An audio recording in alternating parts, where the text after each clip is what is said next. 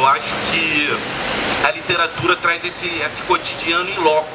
A gente tem a oportunidade de levar isso e para não... Só lembrando aí o Samba da Mangueira de 2019 e tal, a gente foi muito acostumado com as histórias contadas pelos que venceram, né?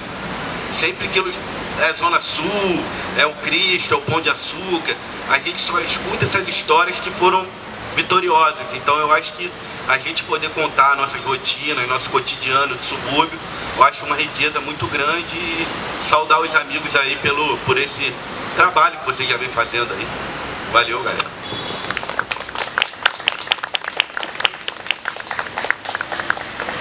Alô. Ô Bruno, tô feliz pra caralho de te ver aqui.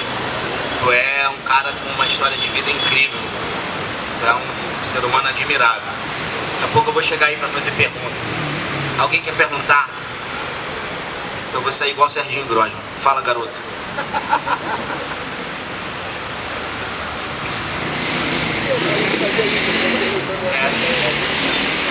Esse cara aqui é meu primo, Felipe, professor de ninjutsu. E é um cara que saca muita coisa de filosofia oriental. Então eu queria saber da parte dele o que essa ideia da gente tá no mundo olhando pro acidente, pro acaso, pro inesperado, pro absurdo, né? Pras encruzilhadas, dialoga com as coisas que ele pensa, que ele acredita. Eu vou falar que ele é um baita de um interlocutor meu. É um cara que eu gosto pra caralho de conversar, porque ele trouxe pra mim o conhecimento sobre discordianismo, sobre filosofia oriental, sobretudo. E eu queria escutar um pouquinho da parte dele, o que a gente fez aqui hoje dialoga com essa experiência de vida, né? Com aquilo que ele carrega dentro dele no coração. Boa noite a todos. Bom, como o Reinaldo falou, né? Eu sou muito mais assim de conhecimento oriental, né?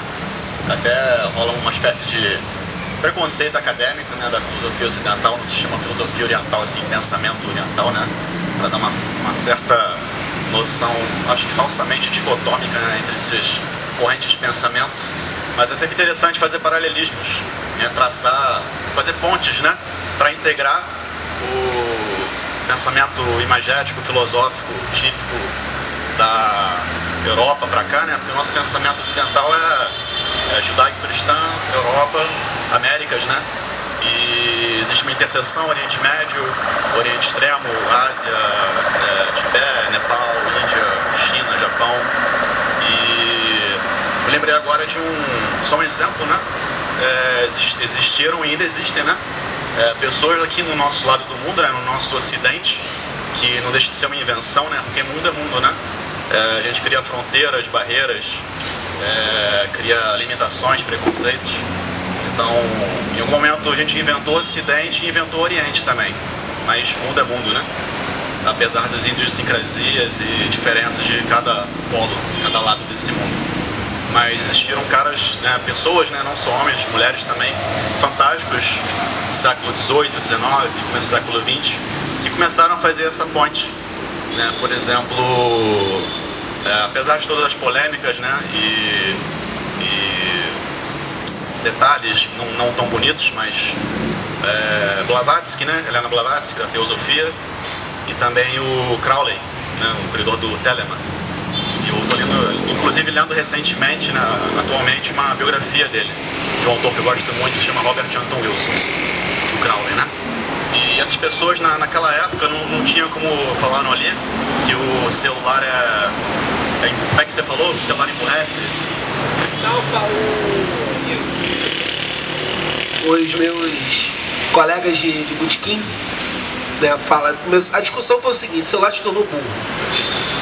E a partir daí, né, foi só ladeira abaixo, né, palavras, né, o baixo calão se tornou algo muito comum naquela... Mas é interessante que é isso, né, essa coisa de que o celular tirava a memória, né, o cerne era isso, né, era uma discussão sobre o mundo anti-telas. Como eu era o mais novo no ambiente, obviamente eu fui o Cristo do espaço. A ideia é essa, né, no celular você consegue ter acesso a tudo que você quiser de conhecimento, a não ser cozinhar um arroz, tá no celular. Só é burro quem quer, na verdade, só que é tanta a aceleração da informação, né, tão crescente que a gente fica com paranoia, com neurose, com cansaço, né, preguiça, excesso de falta, né, e aí o celular acaba emborrecendo nesse caso. Então, na época desses exploradores, no começo do século XIX e XX, não tinha isso. Não tinha celular, não tinha tecnologia, mal estava começando o telefone, né?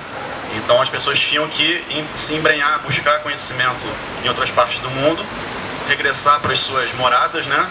Sintetizar as coisas, fazer as pontes de ligação e criar algum sistema que fizesse certo sentido e pudesse ser explorado e divulgado com o restante da humanidade.